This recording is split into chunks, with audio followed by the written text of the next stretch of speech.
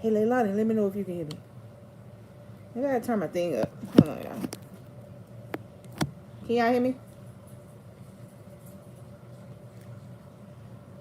I have on headphones, but I don't know anything.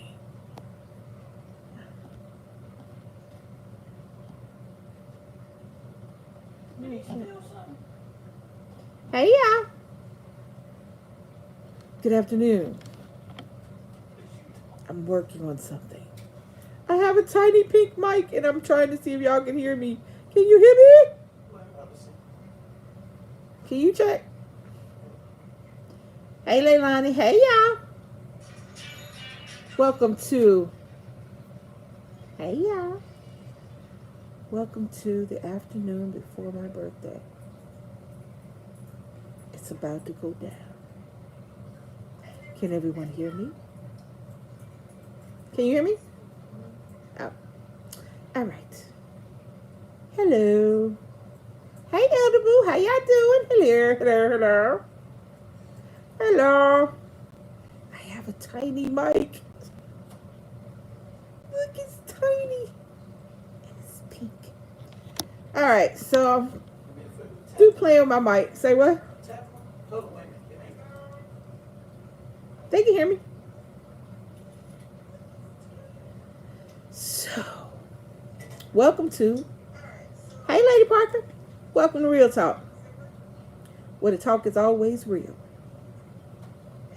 Sometimes funny, sometimes not, but always real. Thank you. It's Tiny Mike Day. Here with the Bomb Squad. Ouch, this headphone is making my ear. Y'all know I got a lot of earrings, so this headphone is blowing my ear. Oh, I ain't got to put them on? Oh, wait. I don't need to hear myself. I mean, I can hear myself talking. Oops, y'all excuse me. Well, hold on, y'all. I had to put my hood on there. Because of my hair. All right. Back to the tiny mic. No, I'm just playing.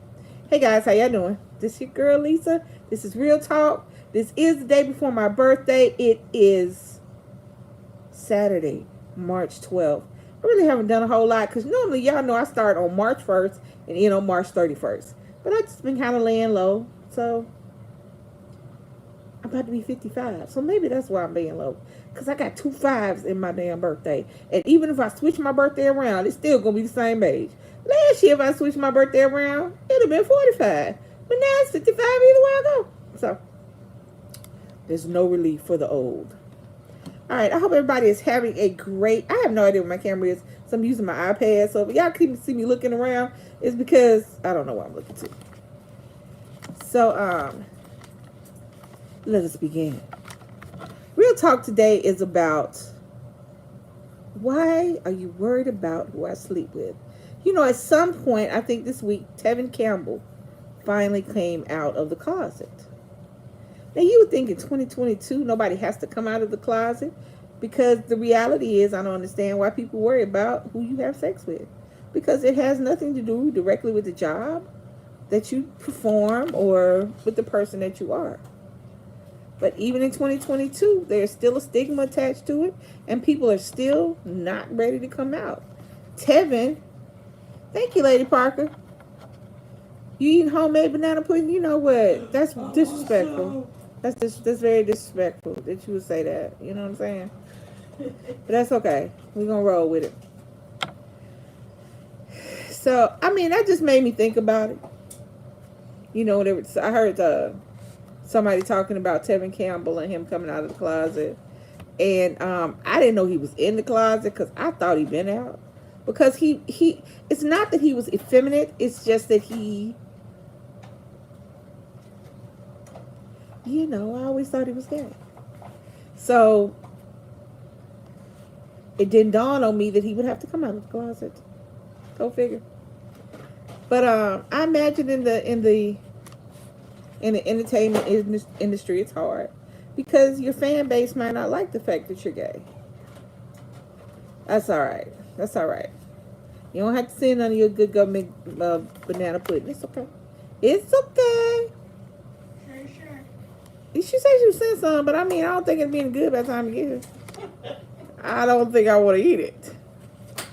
So, in my whole life of 55 years, I've never understood the necessity to inquire about someone's sexuality. I've never understood that. And here's why. If I were going to be your partner and I was attracted to you, then yes, I would need to know your sexuality, because guess what? I need to know if you like women. If I'm gay, I need to know if you like women. If I'm not, I need to know if you like men, or any of the combination of the two. I just need to know what you're attracted to, because I might not be that. That would be the only reason that I would need to know your sexuality. Anything else is kind of irrelevant, because that doesn't take away from the kind of person you are, or the mother you are, or the father you are, or the sister, brother, auntie, cousin. That doesn't take away with the kind of coworker you are, the kind of teacher you are in school. It has nothing to do with anything else other than the romantic aspect of relationships, whether or not you're gay or straight. That's it. I never understood the necessity for people to ferociously inquire about somebody's sexuality, especially if that sexuality is ambiguous, especially if you can't just look at a person and go, ooh, he's straight, ooh, he gay, ooh, she's a lesbian, ooh, he's trans, that she's trans. I never understood that, and people get upset with you because you don't want to share your personal business. I never understood that. When my wife and I first got on YouTube, we had a few people, not a lot, coming to our DMs talking about how, hey, Morris, talking about how we were an abomination against God, and I had a few, you just need a good dick, but I'm like, why are you worried about our sexuality?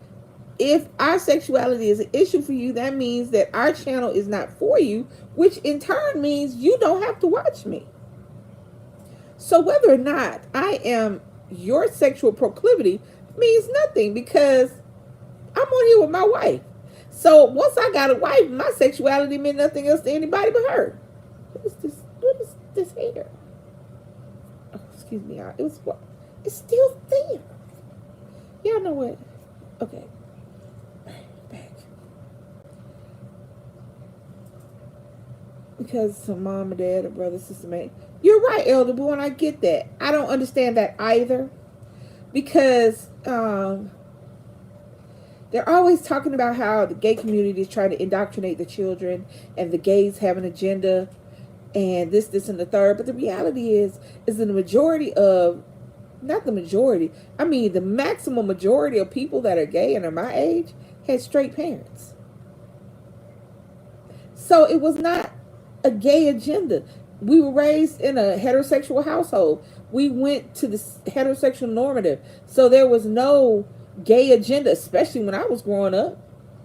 If anything, when they spoke about homosexuality and alternative lifestyles, they spoke about it like it was evil and bad and awful, and I was going to die a crackhead junkie in the streets if I happened to be a lesbian. So there was no gay agenda growing up. If anything, growing up, like I said, I'll be 55 in a few hours. If anything, it should have, if homosexuality was a choice, if that was something you chose to do, if anything, it would have turned you away from being gay. So when people speak about the gay agenda, what agenda? It was the heterosexual parents who had us, not gay parents. I never understood that. And growing up, it was just, so now we have come into the situation where it is so much easier to have access to so many different kind of people. Before, we were insulated. Before, we were only subject to our environment, our specific small environment, the place where we were born, the place where we grew up, the people we grew up with, and the relatives we were around. That was it. There was no being able to talk to somebody clear across the world in China, Japan, or Africa or anywhere. There was no flipping a switch and turning on and seeing the different cultures that had the indigenous, that had the two natures, and the fact that homosexuality has been going on forever. You couldn't see that because we didn't have access to the information, because the information wasn't readily available. Now you can see that this is not a trend. This is not a fad. We have been around forever. So I still don't understand why people worry about who you go to bed with, who you sleep with, and who you fall in love with, because it doesn't affect the things you do that are when you interact with the general public. I'm a lesbian. That has nothing to do with me being a bartender, me being a mother, me being a friend, me being an aunt, uncle. It has nothing to do with that. It does not affect how I do those different things. Being a student when I'm in school, it has no effect on that. When I go to work, regardless of whether or not I have a wife or a husband, it doesn't affect my job and how I do it. So if my lifestyle, if my sexuality, which they don't ask heterosexual people, if you go to a job interview,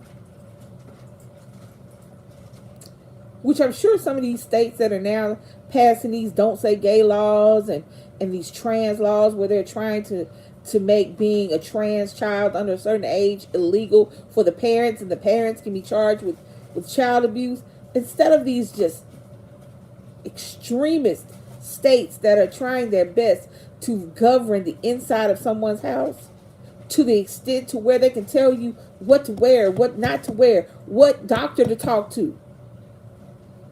The reality is that nobody worries about the heterosexual. Yes, Susie Q. Nobody worries about heterosexuality. Nobody worries about the husband and the wife, the boyfriend and the girlfriend. Nobody worries about that, regardless of how their sexuality is. My mama is like, that's fine, not in my walls of house. She supported. Just don't come in if you have family and barbecue. The fan just missing you too, or you guys eat outside. Mama don't play. I mean, I don't. That is, sadly, that is how the older generation was raised. That's how they were raised. That's it. That's how they were raised. And they were raised to they weren't just told that homosexuality was bad. It was almost a mantra. Heterosexuality was bad. You were going to hell. You were evil, to the extent that that's some kind of demon. The demon of heterosexuality. I've heard preachers say the demon of heterosexuality. I'm like, wait, what? That's how they were taught things. And the sad part about it is that particular indoctrination also went with making men toxically masculine, to the point where being a man meant you couldn't wear pink, you couldn't play with anything but cars, you couldn't do this, you couldn't do that. Anything that considered something a woman could do or should be doing, you shouldn't be doing. And that's how we taught our men. People don't understand when you attach sexuality to somebody's personality and how they're supposed to be moving forward, that causes problems. A heterosexual male, favorite color may be pink, but because of the way he's been taught, he can't openly like pink. You see how ridiculous that sounds? A heterosexual man loves to cook. Used to watch his mama cook, and he liked the way that she made something out of nothing.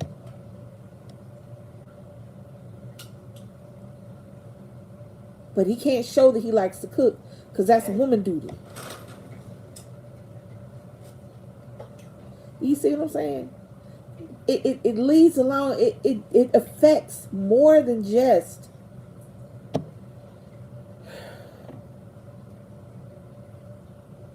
when you demonize one thing, you have to sort of extreme another thing, because when you're trying to teach your sons, or say that being gay is not manly,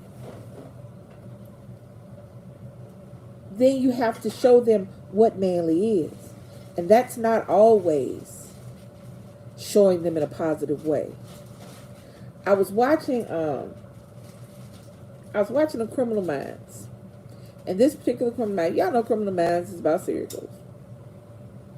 For the most part, it's mostly about serial killers. They have other things, but normally it's about serial killers of one flavor or another. So this is why that show, and somebody talking about Tevin Campbell earlier is the reason I said, well, let me do this particular Real Talk, because the universe is telling me this is what I should talk about.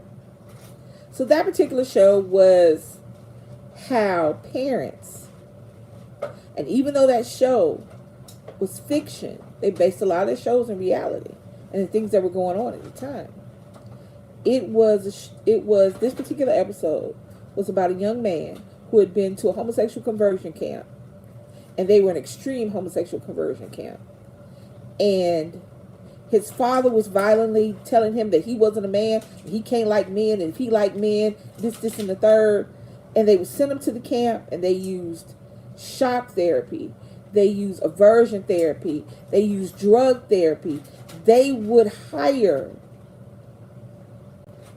a madam who had a proclivity for young boys to have sex with their sons, because they wanted to show their sons what a man was supposed to be doing.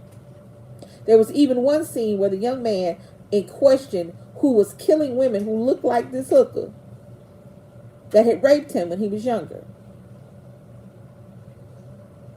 the father had paid her to have sex with his son. And because he could not become aroused, the father threw him off of now he was watching. He's sitting there in the room watching. The father threw him off of the hooker, took his clothes off, and had sex with the hooker in front of him. And you sound like, and when I say this, it sounds like that's false. Nobody would ever do that. It's not. They have gay conversion camps right now as we speak, to where you send your son or daughter. They get rid of their individuality. They get rid of what makes them them. And then they go for their sexuality, thinking that it's some demon or some perversion or some disease. In 2022, you have parents. We kids. You have parents that will pay prostitutes to have sex with their sons that are gay, not realizing that, number one, you're paying for molestation. That's number one. Number two, you are killing that baby's spirit and that baby's soul. You can't at the same time say that the child is not old enough to know what sexuality they are, and then in the same breath tell them they're heterosexual and here, have sex with a woman because this is what you're supposed to do as a man. Come on now, y'all. Now I really don't care what side of the gay fence you fall on. I don't care. But kids are kids. And at some point we have to realize that your sexuality has nothing to do with you as a whole person. It is just one aspect of you as a person. And my question is to every heterosexual person who has their face balled up, saying how disgusting homosexual sex is, I would like to take a look at your sex life and see how beautiful yours is. Because trust me, there are a lot of heterosexual things that I would not really want to do. Because we're talking about perversions. We're not talking about two people who hell, you ain't gotta love each other. Two people care about each other, having sex and making each other happy and going to sleep and getting up and eating a sandwich and doing it again. I don't know why we apply so much weight to sex. Sex is nothing. Sex is an act. Sex is an activity. Just like running, just like riding a bike, playing tennis, playing basketball. That's all sex is. It is one aspect of your personality. It is one aspect of who you are. It is not does not make you who you are. Now that being said, there are some people, gay and straight, who wear their sexuality like a suit of armor. There's some people who do that. I don't know why. Couldn't begin to tell you why. But they do. And a lot of it comes from young men being hypersexualized and hypermasculine at a young age. Young women being told that all they are and all they should be is getting ready to be somebody's wife. Lesbian children and gay children told that what they feel and who they are is an abomination. Imagine somebody telling you that you can't do that because you're a boy. You can't do that because you're a girl. Imagine somebody putting you in the same sentence as demons and evil by calling you an abomination because you happen to be a little girl who likes little girls or a little boy who likes little boys. Imagine that, y'all. I get it. We were raised that this is wrong and that is wrong. But we were also raised that it was cool for you to beat the shit out of your kids. Even though your kids, now think about it. Everybody who beat their kids, everybody who got beat when they were kids. Hey, Raymond. Raymond. My bad. I was about to mess your name up. Raymond. Now think about it, guys. Everybody who used to get that ass whooped when they was kids. Yes, we respectful. But then we go back and do the same thing. For some of us, don't we wish our parents would have at least asked us why we keep doing this, what's wrong, what's going on? Not just telling us, I said so, so that's what you got to do. We were raised by people who were raised by people who that's all they do.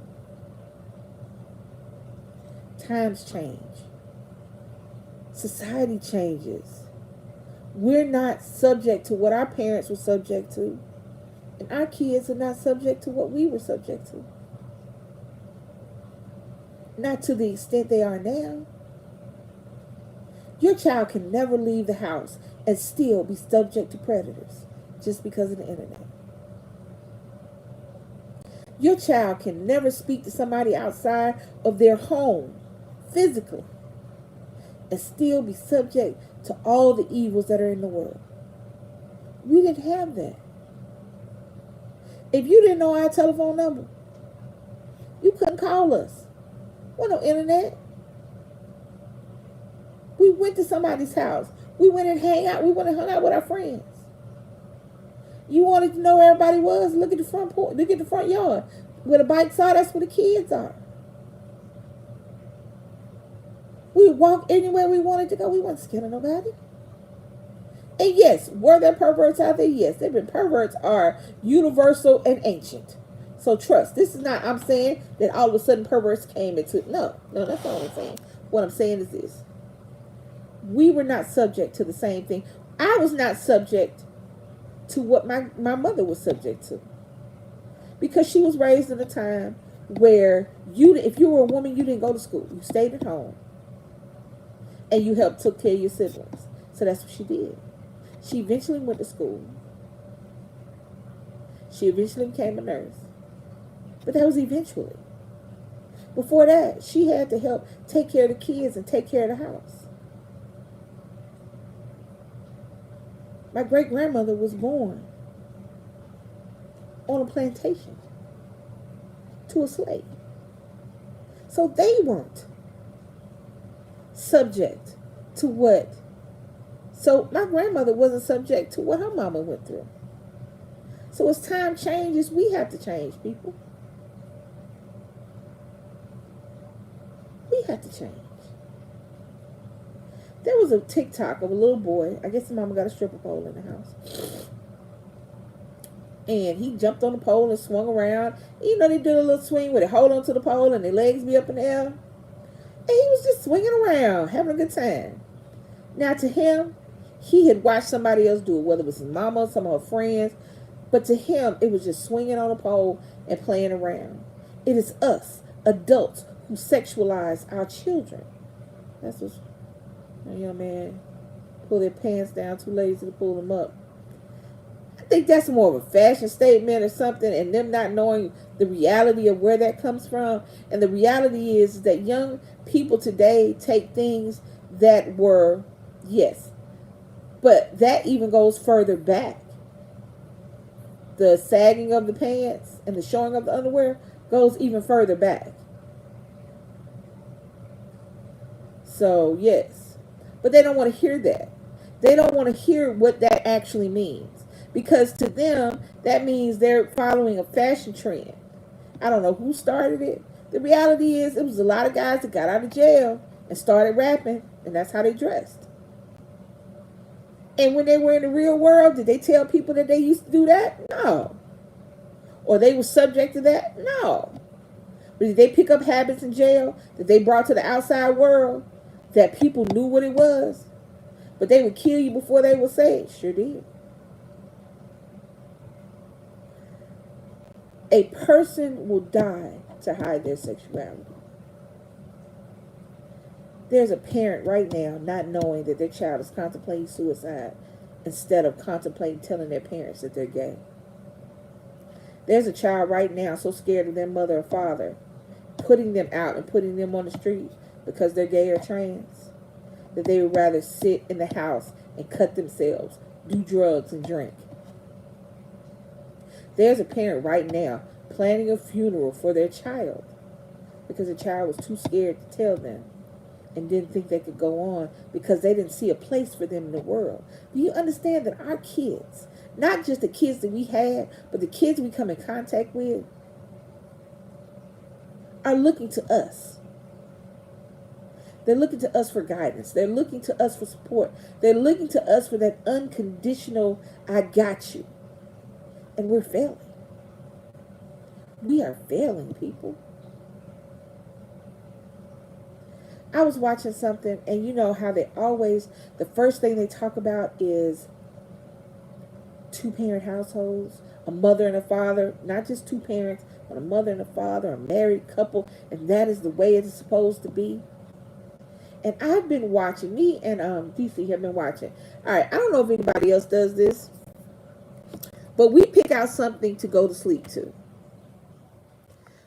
Because if you watch the wrong thing, you'll want to stay up and finish it. But you get a show that's interesting, but that you can go to sleep on if you want to. So our go to sleep show for right now is Evil Lives Here.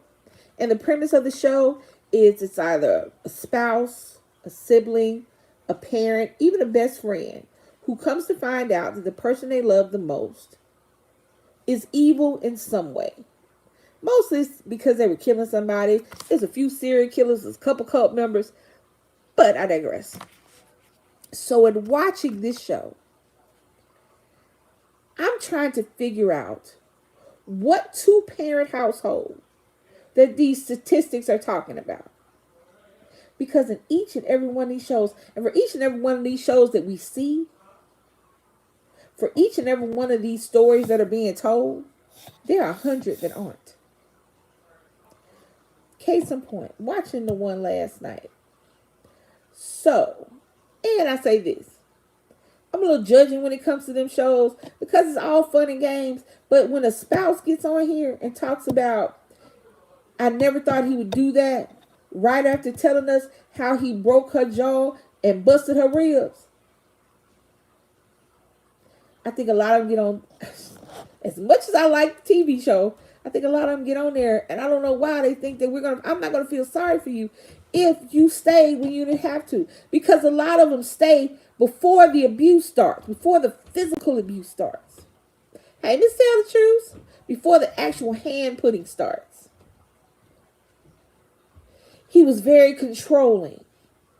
I saw him taking me away from my parents and my mother, but I wanted the relationship to work. Anyway, so last night, this lady was talking about how she had gotten a husband. And the husband was, everything was cool, but he was a little off. Because the thing does, they tell these two were in love, but there were signs. So she was speaking about how everything was great when they were dating, but as soon as they got married, it was like another person. And he became very hypersexual and everything, da da da da. But he also, whenever she would say she wasn't in the mood to have sex, he would tell her that that's because her father molested her. And she was like, no, he didn't.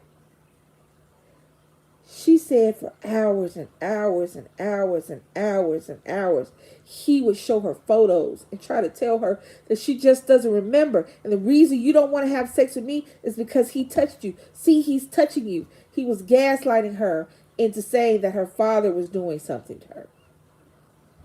And she kept telling him no. Why she didn't go home? She could have left then before his crazy came all the way out.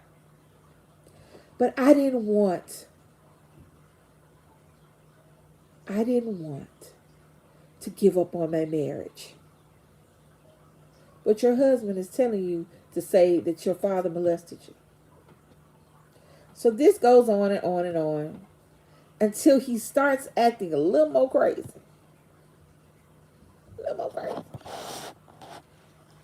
And he says he's going to sue her father because of what her father did to her as a child is making it so that he does not have a fulfilling sexual partner in the marriage.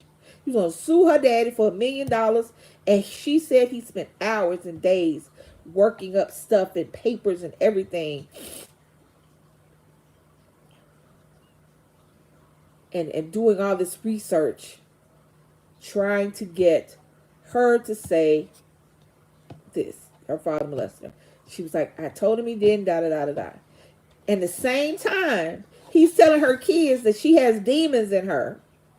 And that's why he's doing what he's doing to her. And then he starts, but all this time, because she's kind of telling the story sporadically, that he's beating on her and telling the kids that she got demons and telling her that the dad molested her when he did. I say all this to say that was a heterosexual couple. What difference did it make? If it had been 2 women or 2 men, he still would have been crazy as hell. Y'all get what I'm saying? What difference does who I love, who I sleep with make in the grand scheme of things as far as my public life and how I deal with people? Yes. Elder Boo? What difference does it make? Had that been a lesbian couple, she'd have been crazy as hell. Had that been a gay couple, he'd have been crazy as hell. That was a straight couple. He was crazy as hell. What did the sexuality have to do with the fact that he was a bad husband? Y'all get what I'm saying? Sexuality means nothing. Having sex with somebody is just how you get down. What does that have to do with what kind of friend I am? What does that have to do with what kind of parent I am? What does that have to do with what kind of coworker I am? Do y'all see what I'm saying?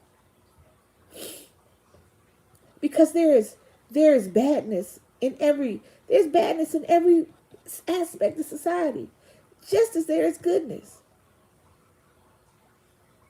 And one aspect of your personality one aspect of who you are does not make you bad or good. Right. One aspect of who you are does not make you bad. Being a homosexual, being a lesbian, being straight does not make you a bad person. It is a combination of things. That one aspect of who you are does not make you a bad person. It doesn't make you a good person. It is just an aspect of who you are. It is not the totality of who you are. And that's what I'm trying to say. I think we over-sexualize children, period.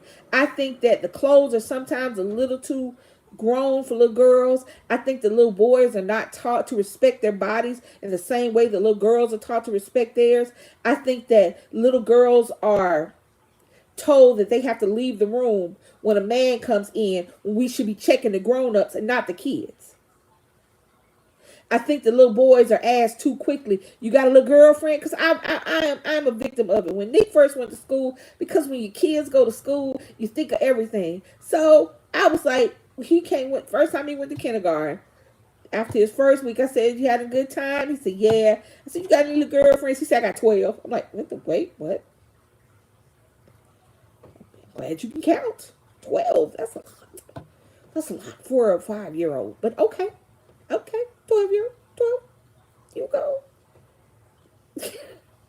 We're all have done it at one time or another. More so in a joking manner, because I don't want you to have a little girl. I don't want to have a girlfriend at 17.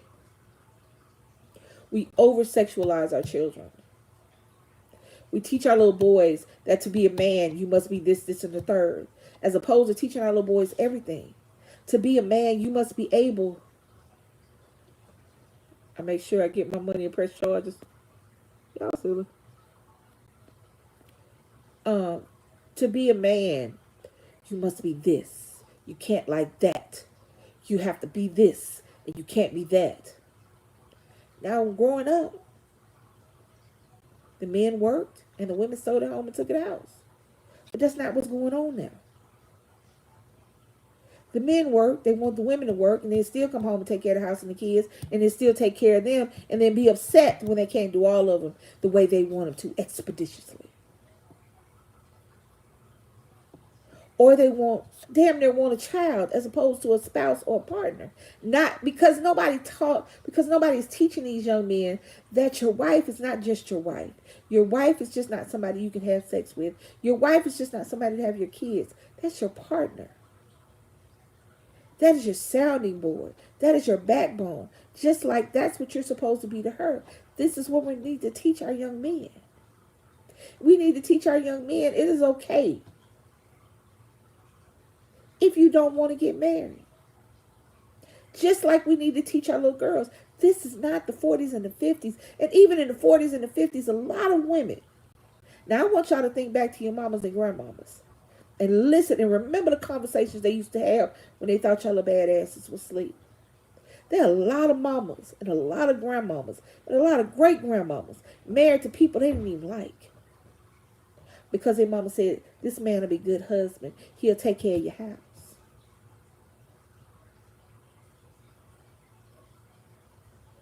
That girl was possessed or demons, but talking about Professor Demons, the guy was probably drunk or high, but still he had no right to be on her. Still I press. Well, he eventually went to jail for life. He got a life sentence because he'd been torturing everybody in the house. So he eventually did go to jail. I want y'all to look back and remember them talks that your mamas and your aunties used to have, that your grandmamas used to have, talking about granddaddy and Uncle so-and-so. I had one grandmama say, I got out of his house because I had never been out my mama's house, so I married him. I would have been and left, but I don't even know how to buy a bed. Hear me. These ideals that society puts out and advertises and flashes and pops and pops and pops and pops. These are fantasies. These are not the day-to-day lives that these men and women went through over time. Now, were there some great marriages? Sure were. And it was probably more great marriages and great love stories than anything else. However, that was because that's what they chose to do. My grandma never bought a man around after my grandfather died. Say what? And the parents were homosexual transsexuals was worse than the main problem is that I said he think the girl had to deal with demons, but I don't know if he was high or not, because I think he was just mentally unstable. He might have been drinking and doing drugs to self-medicate because he didn't understand he was crazy.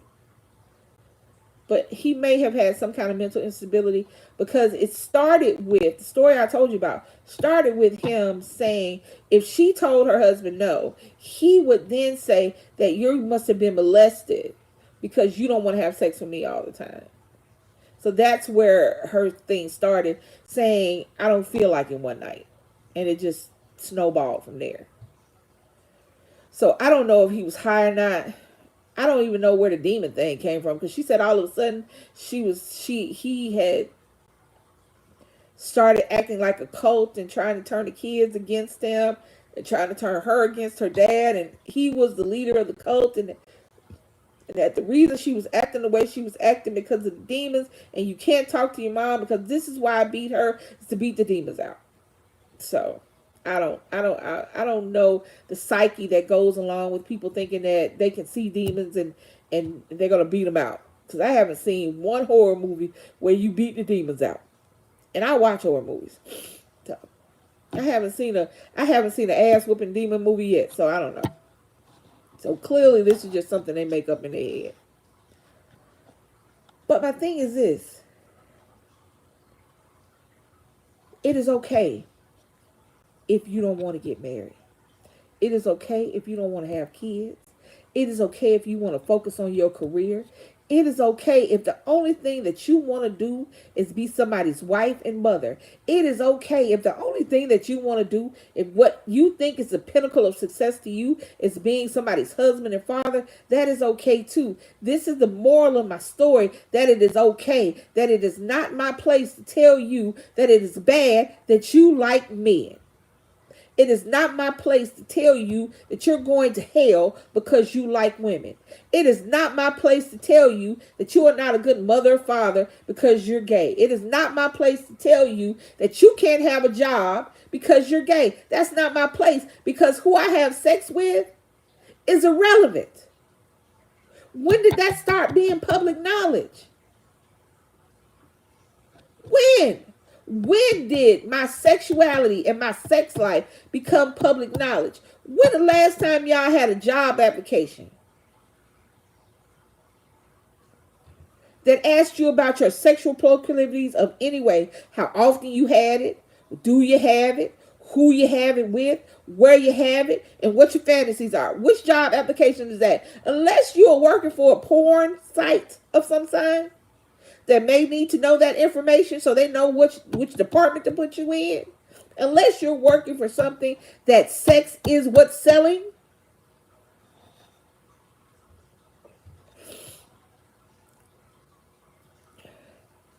Back then, you had it all. They can go out and they had a young body, but nowadays, got to be careful and protected these days. The reality is that there have always been people who sexualize children. And there have always been very few people to protect them. Even now, in different countries, you have people in countries that are poverty stricken that sell their kids. And not just their teenagers, but their infants, their toddlers. Sell them to people to take care of the rest of the kids. There have always been kids in danger. There have always been people that prey on kids. And y'all are worried about who fucking who? Come on now. We focusing on the wrong thing. If you want to focus on sexuality, focus on the number of sexual assaults and rapes that happen that go unreported.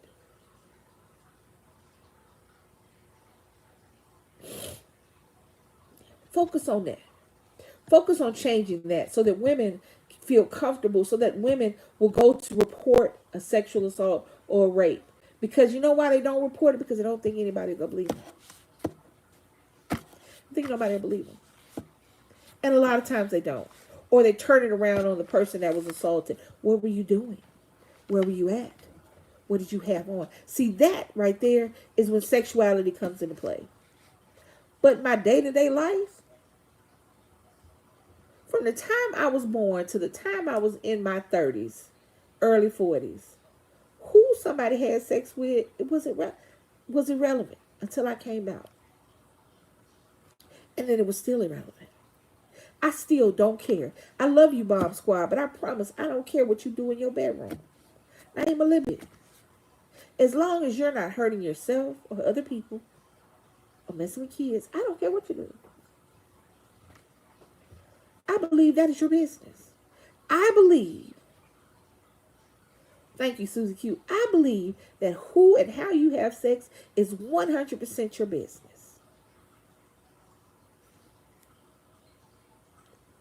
I don't care about it. I don't. And that may all love y'all, but I just don't care. I don't want to think about it. That's just like thinking about your parents. I don't want to think about my parents doing that. Even though I know they had to do it at least once because I'm here. But I don't want to think about that.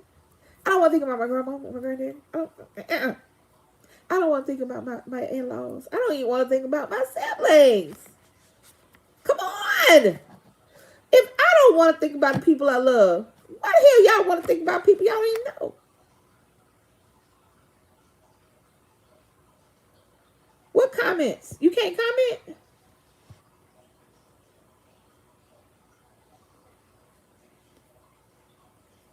Go out and come back. Go out and come back, Susie. See, that's what... See, you understand what I'm saying? I don't... Why do you care? People get on here talking about the God-given right of this and the God-given right of that. Still, and nowhere does it say, please come in the people's bedroom and proclaim what they do. That is your life, babies. And if you are not hurting yourself or other people, and you are not doing anything you know is bad or wrong, then do your thing. Oh, yeah, they'll block it. They'll block it. Oh, they'll block it. It boggles my mind that we still have to have these conversations in 2022. Like I said, if and then it burns me when the government gets into it, because like I said, there's a don't say gay bill in Florida, where children in school cannot talk about their sexuality. They're also having to wear CPS. Can take someone's children away if they allow their children to explore their sexuality if they're trans, even if they're just gay. The government will not make stiffer, harder laws and stricter sentences for sexual assault and rape, but they will go in and tell the CPS that if your child is transgender and you do anything, that even includes getting psychiatric or therapy help for your children, that your children can be taken away. Are you hearing what I'm saying? This whole worrying about how people get down shit is getting ridiculous. Because you're not worried about... Hey, Stacy. You're not worried about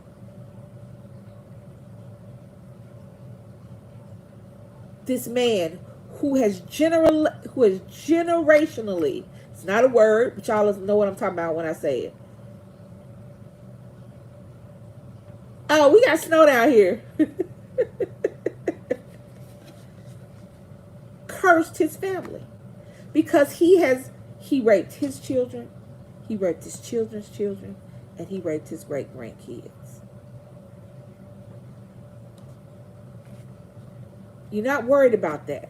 He'll get 2 years in prison and a slap on the wrist. You're not worried about that.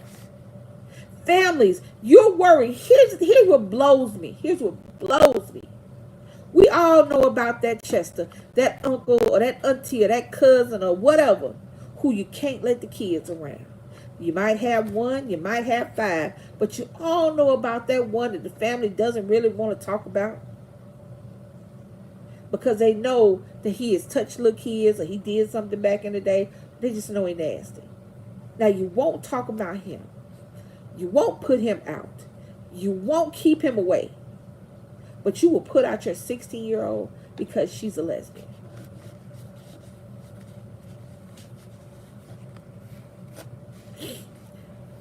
You'll keep bringing all these men around your kids, not knowing for real who they are and what they're capable of.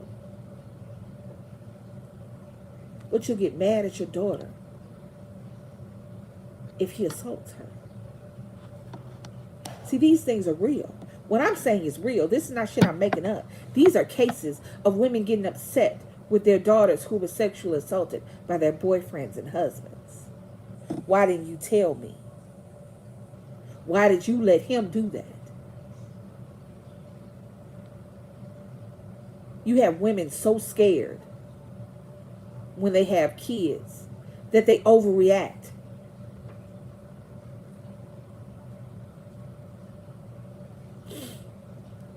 But you worried about your son wanting to play with a Barbie instead of a toy truck.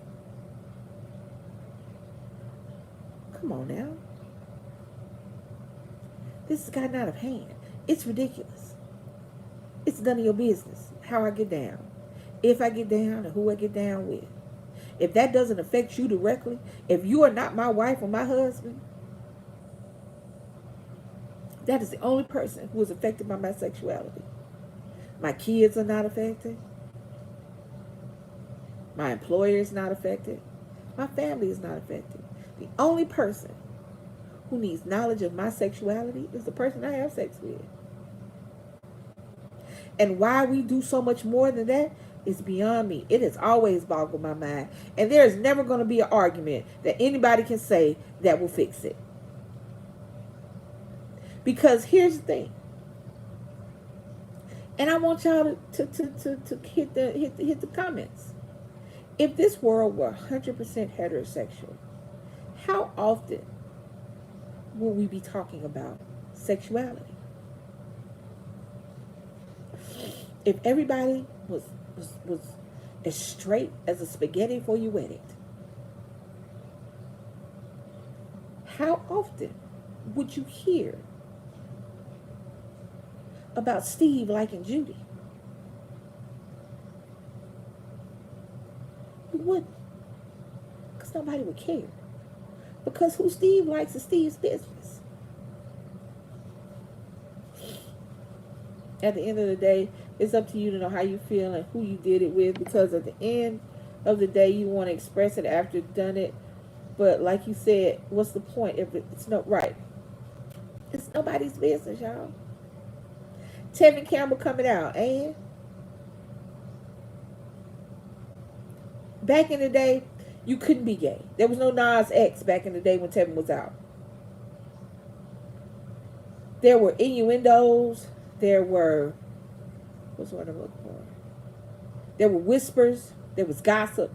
But there was no Lil Nas X. There was no openly homosexual. There were very few openly homosexual actors, actresses, musicians, anything. Openly sexual. Now, you might have known he was gay, but he wasn't shouting from the rooftops. But now, the representation of homosexuality and lesbianism and all the LGBTQI plus, well, you know, I've been trying to get all them levels out. It's everywhere. But even with all of that, there's still such a stigma attached to it. Because we attach other things to the sexuality that don't belong. When you attach perversion to homosexuality, why don't you attach it to heterosexuality? Why do you attach perversion to only the LGBTQI? Why? Perversion is across the board. It's not just with us. It's with everybody. There's perversion in every single aspect of sexuality. Why is it only attached and stigmatized to the homosexual community?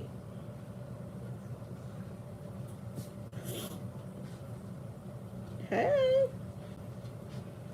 I don't get it. I don't understand.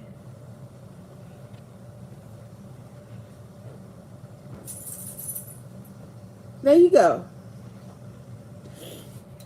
As long as it's good to you and good for you, I don't care. I don't. I don't. There's so much more we can focus on. There's so much more we can put our energy in. And like I said, sexuality, hey Veronica, sexuality is just one aspect of a person.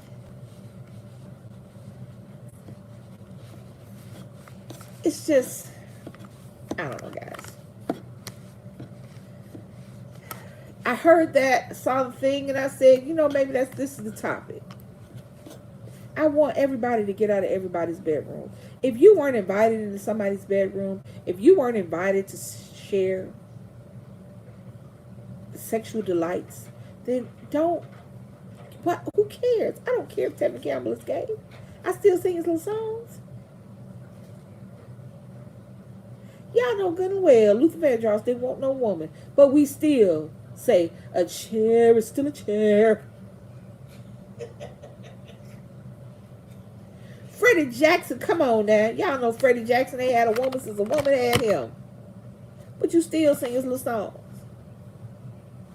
There was even whispers out about Eddie Murphy and Teddy Pendergrass. His accident that paralyzed him. Supposedly he was in a car with a transvestite. And we still gonna turn out the lights and light a candle. Boom. What difference does it make? I'm still gonna laugh at Wanda Sykes because sometimes she funny. I don't care, y'all. Bless it. And we should stop doing that. Because y'all know what? If we done got to the point now where everything is our business and we react negatively to it, how do you know what your kids got going on? I can ask Nick all day. You all right? You need anything? Now, for the most part, he'll tell me. But I'm sure there are days when he don't want to. I'm sure there are days when he's going through stuff. I'm sure there are days where I'm his mom and he don't want me to know. So I'm sitting down here talking negatively about things that could be affecting my son because, for no other reason than just because.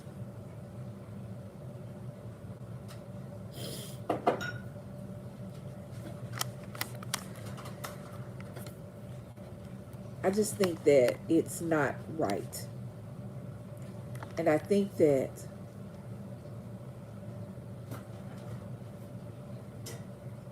I wish we would stop. I know we're not. But I just wish we would. Excuse me, guys. But, babe? You got anything to say? Hey, she said hey, yeah. Hey, y'all, hey. Hey, y'all, hey. Hey, y'all. Yeah, but I'm like, come on now. Come on. When you talking about the thing? Why did Tevin come out? For what? To just make us feel better that we knew? I thought he was, but I wasn't trying to. I mean, I didn't care. What difference it made? Guess what? I never wanted to date Tevin Campbell. Even when I was straight, he was cute and all, but he just wanted my cup of tea. So his sexuality meant nothing to me. I didn't want to date Tevin. Tevin cute and all. I mean, he aight, but he wasn't for me. I'm tired of holding this. I got a mic stand, y'all. I got a tiny mic stand. Got a tiny mic. Y'all see my tiny mic stand. I got a tiny mic. I'm going to stand it right here. Hold on. I'm going to hook it. My tiny mic stand. Now you're going to be staring. I'll be the tiny mic. Huh? I got a tiny mic. I'm just saying, y'all. I want to rub it. Hold on. I got it. I got to see it. Oh, got it. There. Yeah. Whew. Yeah, that was the initial. I can't think of it. Maybe he finna get married and now they're gonna try and cash in on his moves. I mean, yeah, that could be true. It's about to come out. Who said that? Leilani. It's about to come Until out. the world knows it's okay, but we will wait in the darkness because the street people attack those that are not like them. That's true. My question is, the straight people. My question is, do the people that they attack? Let me tell you something. First of all, it says something about the person who's doing the attacking. What is the necessity? Here's my thing. Let me start by saying this. You ain't gotta like me. Nobody has got to like anybody. I did not wake up. I was not born and put on this earth for you to like me. Let me start with that. However, you don't have to beat me up either. If you don't like me, just leave me alone. If you don't like me or whatever, just pass me by. I'm cool with that. I don't understand the need for people to attack those things that they don't like, that are different than them, or that they're afraid of. Because let me let you know a little secret. Phobia means fear. So when somebody says they're homophobic, you're scared of gay people? Why? What do you think? They like just go around streets like the purge, sprinkling gay dust on people, and all of a sudden you wake up on dick or coochie? That's not how it works. There's no sprinkle. There's no sparkle. There's no sparkle dust. At least they ain't give me none. So I don't know. Maybe I didn't get in the sparkle dust line. Maybe you got some sparkle dust? Okay. So people attack things that they don't know or that they're scared of. But if you don't know me and you don't like me, cool, pass me by. But why are you afraid of me? I ain't did none of you. Arachnophobia, an irrational fear of spiders. Stay away from the spiders. Baby got that. She talking about, now the TV talking about the flying spiders, or parachute spiders, or the spiders shooting themselves out of cannons. I don't fucking know what the spider's doing. But stay away from the spiders. Don't go where the spiders go. You know why I'll never get beat. You know why I'll never be eaten by a shark. Don't worry, I'll wait. You know why? Because I'm not going to go where the shark's at. If I go to a beach or something, these... yeah, that's a different sparkle dust. Do you know why I never get eaten by a shark? Because I'm not going where the shark's at. If I go to a beach, I don't care if I done paid up $20 billion to go to the beach, and then I go there and they say, you know, sharks swimming today. They are. Well, I guess I'm going over here and I'm going to drink till the sharks are gone. Okay? All right. Thank you. I'm not going in the shark water. You know why I'm never going to get eaten by a bear, a tiger, a lion? You know why? So I'm not going to go where they live at. I'm not going to go up in the woods thinking I'm about to sit up there and go. I'm not going to get mauled. I'm not going to get ran down by no wolves. There's no shit like that. You know why? Because they live in the woods. You know why? Because I'm not going in the fucking woods. You know why Jason is never going to kill me? Because I'm never going to a stupid ass, ragged ass summer camp. Okay? So what you scared of me for? I'm never going to be somewhere where I know something bad going to happen. If you think something bad is going to happen by being around gay people, don't be around them. I mean, no, I don't care. Have to care. But the gift is religion that God does, and the devil, he don't give a red butt about any of this because it is a part of him. So like said Lisa, there you go, rat says. If you are religious, that is your faith, cool. If you're spiritual, if you believe in a little bit of this and a little bit of that, if you don't believe in God at all, these are all things you have to deal with when it's your time to meet the Maker. Nobody else can do your death for you.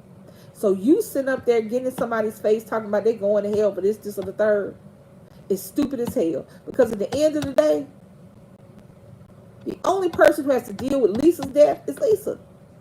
I mean, afterlife, excuse me. I mean, the people I leave behind have to deal with mine. But the only person that has to deal with Lisa's afterlife is Lisa.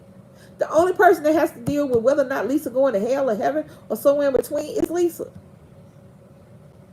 Nobody else has to deal with your afterlife but you. So people jumping up and people say talking about they going to hell or this is an abomination against God. How do you know what God said? Because that little Bible verse they talk about in the Bible talks about man should not labor man. That's not what that's not what that's referring to. So we'll go with that. So how the hell do you know that God said it was an abomination for me to be in love with my wife? Did he come down to you in the middle of the night on a shining chariot, covered in gold, and specifically call out my name? Well, if he didn't, shut the hell up. Leave people alone. You are killing your kids. You are killing your kids' self-esteem, self-worth. You are killing your. If you don't, it is. As I was getting ready, as I was getting ready to do this. Cause you know we watch crime TV all day. I do anyway. I watched the movie earlier. It was cool. It was a Disney movie. I think the other day, I only want to watch Disney movies or people killing each other. I'm gonna look crazy. What's up though? So, cause it was sweet. It was a Red Panda on, I think it was Red. I think it's just named the movie is Red. It's on Disney. It's very sweet. I cried, but then I wanted to go find a horror movie. So there you go. And still gonna find one when I got fun. I mean, up here. So, but yeah. So in between, I watch crime TV. So I was watching it's called The Web of Lies. It is one of the shows on ID. And this one is about the internet and what it does and how it can affect your family and your friends. This young girl, she was a singer, and this was at the advent of YouTube and people putting videos on YouTube. And she was putting her little videos out there. She was getting a little popularity. Not big, just a little. But she had started talking to this boy online. And she, as most young women do, young girls, because she was a girl. To me, a 12 and a 13-year-old is a child. I mean, you're a child up until you're 18, and you're just a young woman then, but you're still a kid to me. But she was a child. So she's talking, and you know how that first blush of love and how the little boy makes you feel good. And he said, lift your shirt for me. And eventually she did it. But he was a predator. And he took that picture and put it on a porn website and then went to blackmailing her. Put that picture all over her school. So she had to move schools. Couldn't be on Facebook anymore. And you know, when you're 12 or 13, that's all you want to be on, is on social media. This was 2002, I think. So this was at the beginning when it was all brand new and shiny. So she went to a new school and thought everything was going to be okay. Parents told her she couldn't be on Facebook anymore because that's where she found the first boy on Facebook. Clicked the link, found the first boy on Facebook. So she finally persuaded her parents to allow her to be on Facebook for a little while to talk to the friends that she knew, the people that she had actual physical contact with, her friends at school. So she did that. But she made the mistake of friending somebody who said they were coming to be a new student in her school. And no sooner than she did that, the person who was doing it the first time at the first school found her and sent the pictures to her new school. And she was trying to get by. She was trying to get back to being herself. But think about it. You're a 14-year-old girl. And you've been chased from one school because you liked somebody.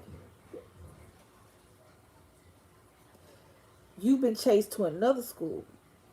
And in between all that, she met some little guy. And he finessed his way. And then he put that business out there. She gets beat up by his girlfriend. Pictures of her are out on the internet at her school.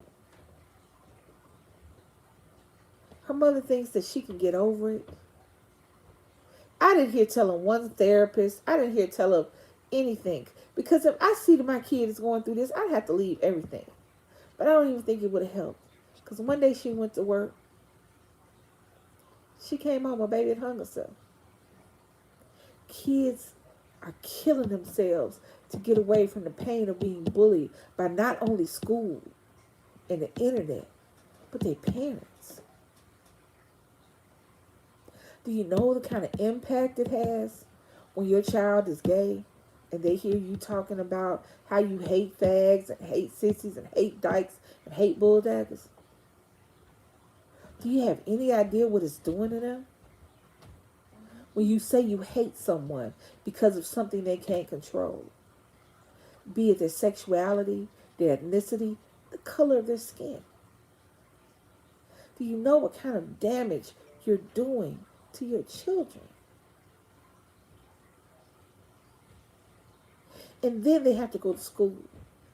They don't have anywhere to stay. They don't have any relief at home. They don't have a safety net. They don't have a port in the storm at home. So they go to school and they hear the boys talking about sissies. The girls talking about, oh, she nasty. She like girls. And all that, talking about how you may have zits or you're smart but you're not athletic, or you're funny but you're not cute. That's what school is. This is what our kids go through. And if it was only going on in school and our kids know if they come home, they can tell us about what we heard at school, and you're going to listen and not ask me what I did about it. And you know that if I feel like at some point I want to come out, I know I can come out to you and you'll have my back. But imagine if nowhere that you turn, no person that you turn to has your back. And it's not just kids, it's adults as well. Imagine you coming out to the person you love the most, your mother or father, them putting you out the house, and you having to figure it out on your own.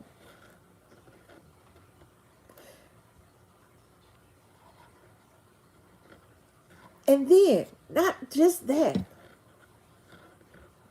not only that, they put you out, but now they talking about you. See, I've heard that too. I've heard parents talk about their kids like they're strangers, like they're somebody they hate. And this is just not sexuality. Imagine the young men who have these extra masculine fathers, but they don't want to play sports. They want to be in a band. They want to draw. They want to be in art class. Imagine these little hyper feminine little moms telling their little girls that, oh, you're going to be a cheerleader. You need to be this and the prom queen, when all they want to do is play basketball. Be on the yearbook staff.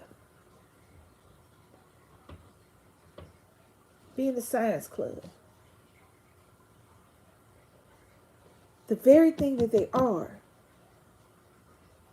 is the very thing that the people they love the most are telling them what's wrong with them.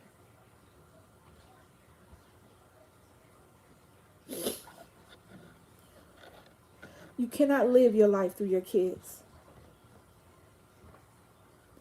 You cannot relive what you think you should have done or who you think you should have been through your children.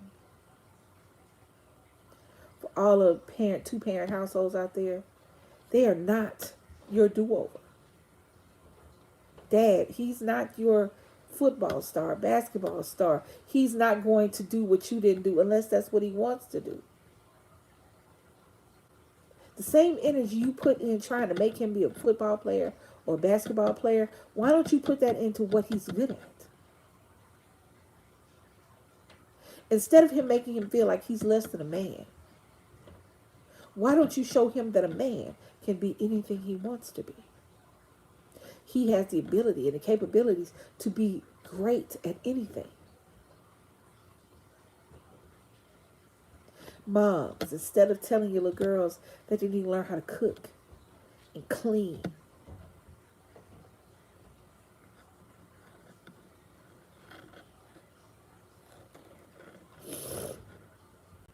and to be the perfect wife and the perfect mother, how about you tell your baby that if she wants to go to school, it's okay? That if she wants to be a scientist, be a scientist, baby.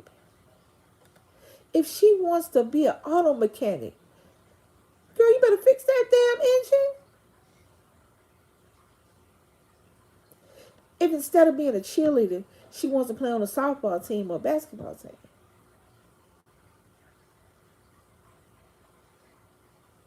Your kids are not. Your kids are your legacy, but they're not your do-over. That's not you getting those trophies. That's them. That's not you winning those ribbons. That's them. But it is you that fails them when you make the things that are supposed to be fun and outgoing torturous.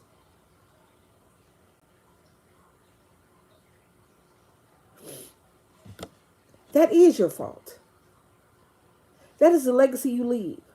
Broken, damaged children who grow up to be broken, damaged adults who then go on to break and damage their kids.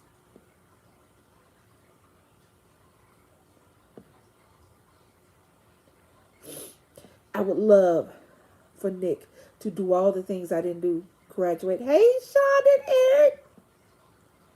But if my baby wants to go be an auto mechanic, I don't know what that is. If he wants to go fix cars, baby, fix them cars, because that'll get you paid. If he wants to be a fashion designer, you better learn how to draw. If he wants to be a model, do his thing with his face, yeah. You better go. I don't know what models do, but you better go do it. I got you. You need some pictures? Let's go. That's what you're supposed to be. You want to relive your cheerleading days? Cheerlead your kids. Hype up your kids.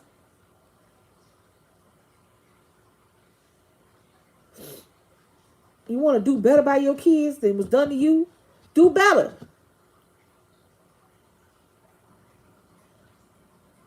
All of us who have sat up there and remember the messed up things. Good night. All of us that have sat up there and remember the messed up things that our parents told us, thought they was helping us. And we remember them. And every time we wanted to do something, oh, my mama don't want me to do that. Don't do that same thing to your kids.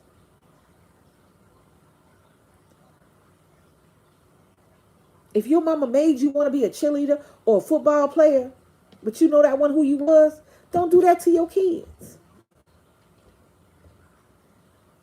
If you know your kids are not good in school, because let me tell you something. I don't know who the hell got started this shit, but everybody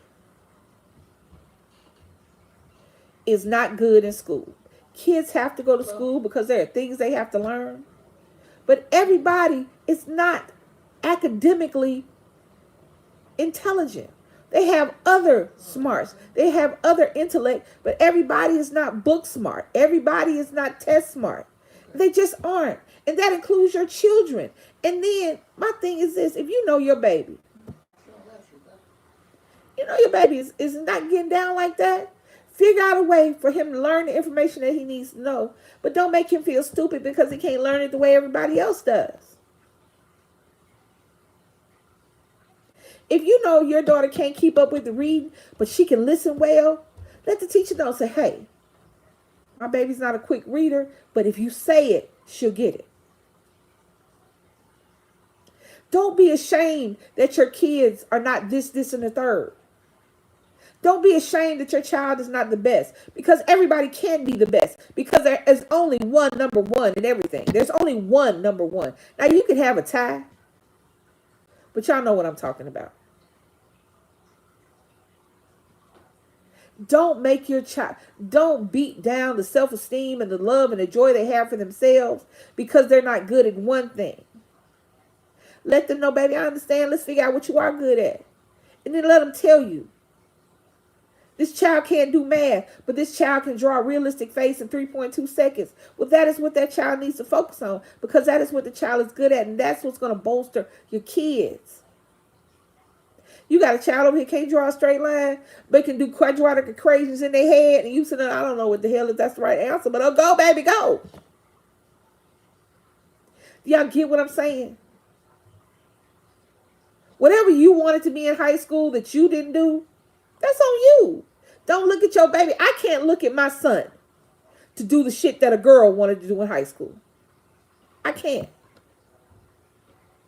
I don't even know if there's anything that I would have changed. The only thing I would have changed about high school is maybe not being as hateful it was. I really hated school. I really did. And because I was smart, because I was book smart, I could go in and take the test and turn my homework in, but not go to class. But not realizing that not going to class can get you messed up too. And I wasn't off doing anything crazy. I just didn't like school. I would go and read. I would go sit somewhere and read. I would be by myself a lot when I got to high school. I can't live my life of the things that I might have missed in high school through my kid. I don't know if there was a sport or an extracurricular activity that I really wanted to do that I would hype him up to do. But even if I had one, I wouldn't, because that's not his experience. He can't do over for me. He can't go to the prom for me. He can go to his prom. He can't go to homecoming dances for me. He can go to his homecoming dances. Yes, Miss tells the truth. As parents, we have to build up our children's strengths, not the strengths we want them to have. We can't build our strengths into our children because our children, while they may be ours, they have their own individual lives to live. And as parents, we have to be there to cheer them on, to boost them up, to hype them up. However it is, to make sure that our kids are happy, whole, and safe, and able to navigate the world out there that doesn't give a shit about them. If you don't teach your kids everything, they will learn nothing, and the world will chew them up and spit them out, and you'll be sitting over there wondering why. Remember this. When you teach your kids, you're teaching your kids every day, every time you do something, every time they see you do something, every time they see you fail and succeed, every time they see you happy and sad, every time they see you pissed off, every time they see you showing out, every time you're teaching them something. And if you're just doing it for no reason,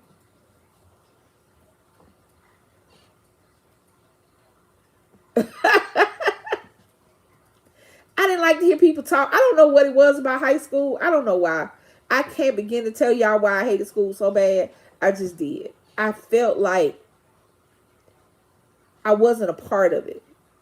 I felt like I was so much different than everybody else that I don't know why I felt that way. I don't.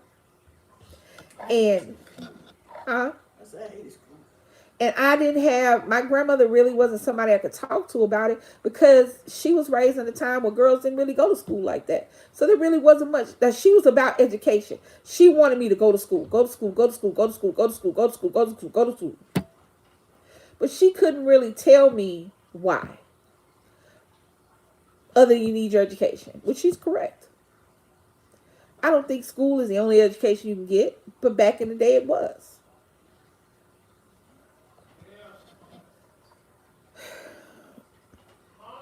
Your children, not just your children, but your relatives' kids, any kids you come into contact with, you got to understand, I have seen children that didn't have support at home, and you could tell when they got out in public. I've seen kids that were so scared to talk to their parents about anything because either they were going to tell them no, or they were going to get fussed at, or they were going to get spanked. I've seen kids that because of how their parents reacted to other people, they kept themselves. They kept a lot to themselves because they just assumed that that's how their parents would react to them. We put so much stock in what society says and what other people say that we sometimes forget who we are and what we want for our family, our legacy, our kids. What I want for my kids and my legacy is for them to be happy. I want them to be happy and whole people. I want them to be able to take care of themselves in a world that will not take care of them. I want them to grow old. I want them to rock their grandkids and their great-grandkids. I want them to see the world or just see the state that they're in, if that's all they want to do. I don't want to put undue pressure on them to be everything and go everywhere and do everything, because that's not reality. I would love to be independently wealthy and I can just sit money on the table and the kids can do whatever they want to, but that's not always a great thing. That's always not a good thing. But at the end of the day, when my kids talk about me, I want them to smile and laugh when they talk about me. When I'm gone, that is my legacy. The love and the joy and the kids and the wholeness that I leave behind. Not my kids having to decipher what the fuck I'm talking about, having to say, well, she didn't like this, so maybe she didn't like this in me. I couldn't be this because she wanted me to be that. I didn't feel the love even though I saw her loving other people. That's dead. That's not going to happen.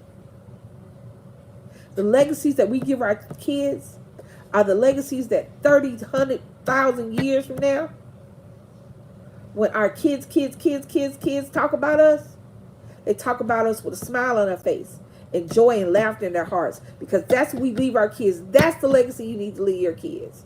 Stop all this bullshit. Stop worrying about what social media says, because guess what? Social media can say what the fuck it wants to if you take care of your kids at home, because you're not telling your kids no birds and no bees story. You're not telling your kids no bullshit. You're telling your kids what's up. And you let your kids know at the end of the day, serial killer included, I got your back. Now, while I may have your back while your ass is on death row, I still gonna be your mom.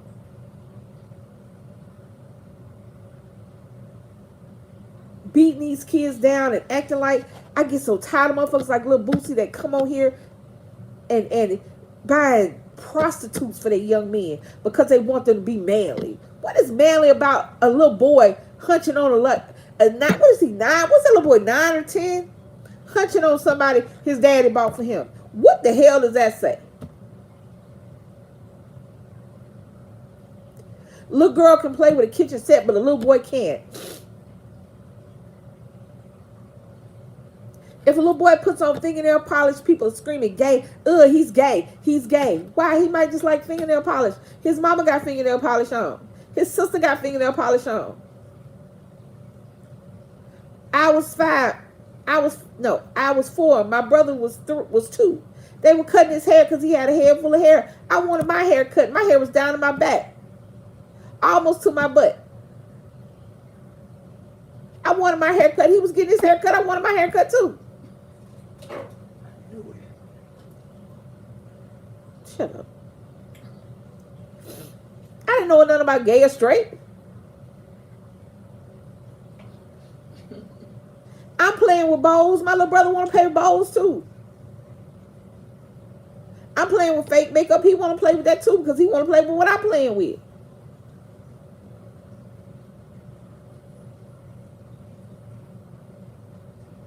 A lot of us was hunching before we were at the age of 10. But that's all we was doing was hunching. And if somebody didn't tell us what hunching can do when you get old enough to produce some sperm.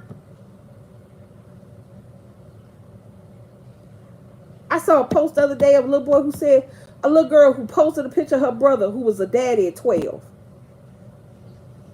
Now, who the hell does he take care of? He 12 years old. Somebody's still buying his drawers. All of us doing hunching little man and shit. Because as quiet as it's kept, sexuality does start, you do start to getting certain things. You start to explore body parts, the difference between boys and girls. But if you teach your children, teach them. Stop teaching kids about the birds and the bees and the flowers and the trees. Because unless you got a little bee child, or you got a little canary child, you have a human. So teaching your kids about the birds and the bees and the stork and the love, and it's when two people who love each other. That's not how it is.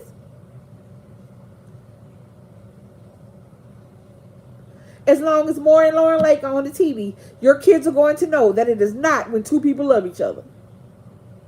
Sometimes it's when two people meet at the club. Sometimes it's when somebody meet at the chicken place. Sometimes it's when somebody meet at the bus stop. It's not always about when two people love each other.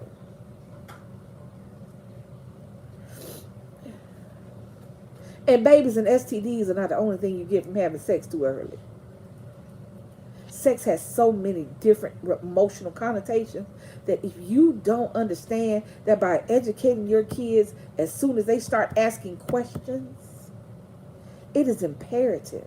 Because you sitting up there, if your child is old enough to ask you a question, then please don't let your answer be, you too young for that. Don't ask me nothing about that. Because clearly he's asking for a reason. And if you start off making so that your kids can't come talk to you about their sexuality, the questions they have about their bodies, questions they have about their emotions,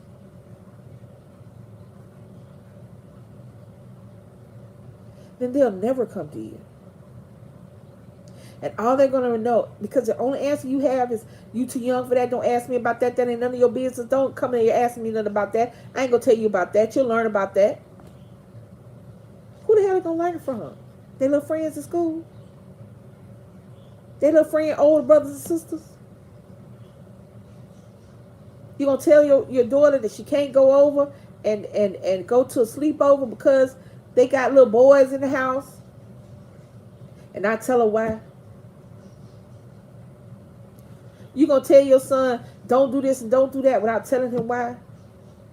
You think he's not going to pop a bra strap or look down some girl's shirt or lift up some girl's skirt just because you said don't do that?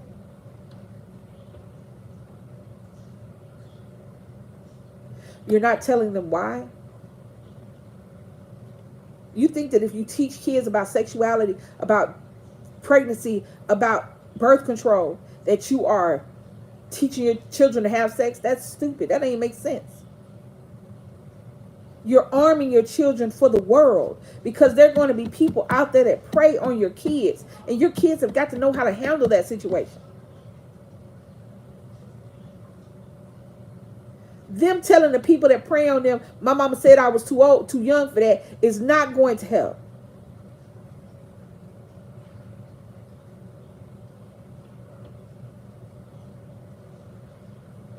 You sit up there not arming your kids with every weapon in your artillery, every weapon, your intelligence, your street smarts, anything. If you two got to sit down and look it up on the internet, hell, baby, I don't know, let's check, let's see together. Stop sitting up there thinking your kids are going to get an education from somebody other than you, because guess what? They are.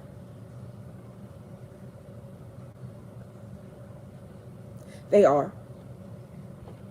And if you got pregnant at 13, don't get mad when she get pregnant at 14. And you a grandmama at 27.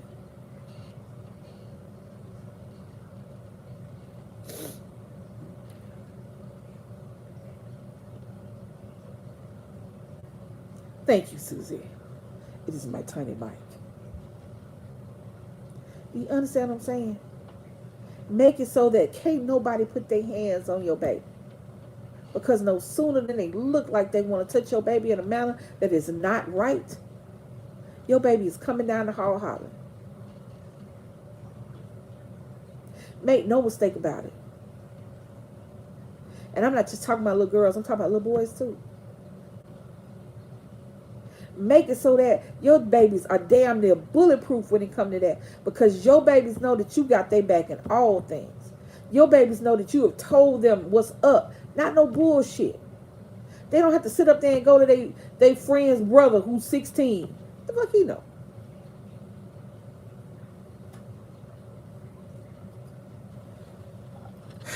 You don't want to teach sex ed in school. You don't want children to know about birth control, because I guess if you just don't know about birth control, the baby's not going to come by. You don't want your kids to learn reality. But you have given them nothing to stop reality from squishing them to the ground.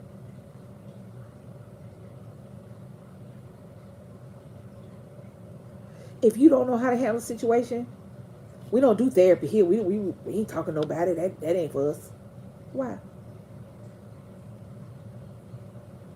You and your kids and other people. It's how you react with other people. And you got to understand what you show up now, your kids are going to show out there in the world. And they're going to show to their kids. Is this a legacy that you want to leave? Is this a memory you want to leave out there?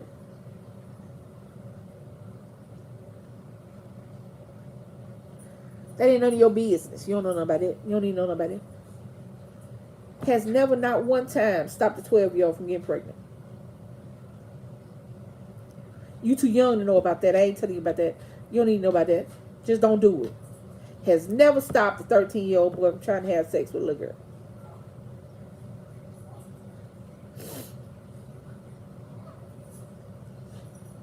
You don't need birth control. You this age, you that. If you old enough to have babies, you old enough to know. Now, do I suggest that? I don't think. I think everybody should wait till they damn near grown. I wish I would have. And even then, I don't know how much better it would have been. Because when it comes to sex and emotions, there is no set way that shit is going to hit you. There is no set way that you're going to handle sex and love and being in love. There's no set way. But if you're older, then maybe you got a little more life experience to where you can navigate it better than if you're a child. And telling people to not do something, that is damn near telling them to do it. I know if you sit up, I know she'll sit up here. What you told me to do the other day? She told me I couldn't do something, and that's all I wanted to do. I was sitting over here itching. My hands were smooth itching to do what the hell she told me not to do. And I think I did it. It wasn't nothing important. She just told me I couldn't do it. And I said, oh, really? And I'm a 55-year-old woman. Imagine what a child is thinking. When that's all they doing is pushing boundaries.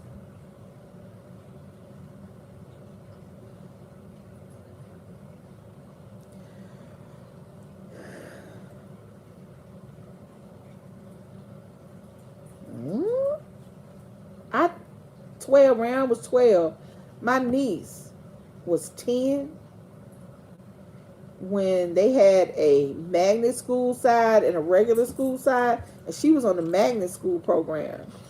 On the regular school side, she was in the 5th grade. There were 2 kids in the 5th grade pregnant, 2 little girls in the 5th grade pregnant on the other side.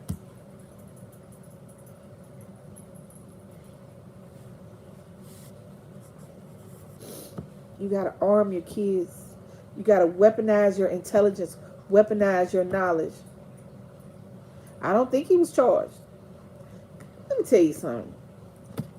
It's all a joke. Because he could say, well, that's, she was just a dancer. He was just dancing.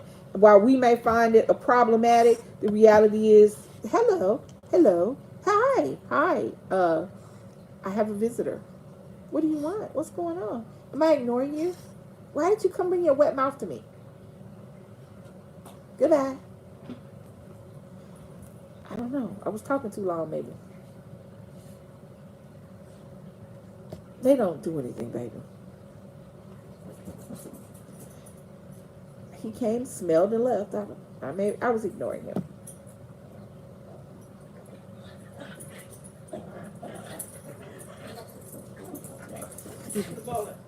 You cannot pray the gay away. You cannot camp the gay away. You cannot beat the gay away. You cannot ignore the gay away. You cannot put the gay away out of your house. You can't do none of that. The only thing you're doing is hurting the person that you're supposed to love unconditionally. Unless I am trying to get a job in a porno movie, he should be. I mean, he was down on it. He know I ain't got nothing. I'm talking. There ain't no telling. I am the master of treats, so you never know. Unless I'm trying to get a job on a 1-900 line, 900 line, or Pornhub, you don't need to know about my sexuality. I don't need to know about yours. I really don't want to know about it. I don't really want to think of my friends having sex. I just don't.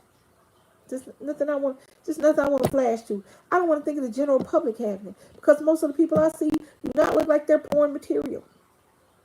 Just saying. Why does it matter who I sleep with? Because that's not who I am.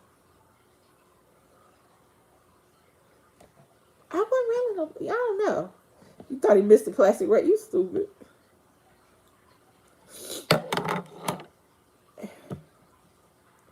I know it takes time, people, but I really want us to change how we do and what we do.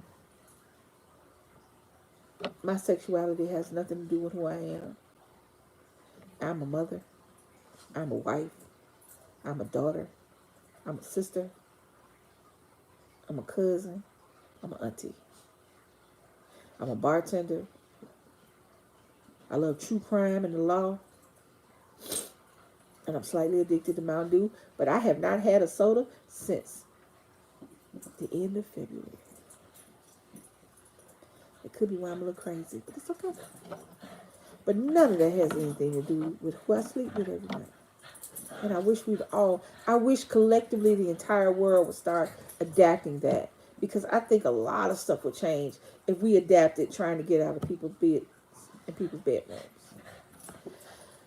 All right, guys. It has been a minute.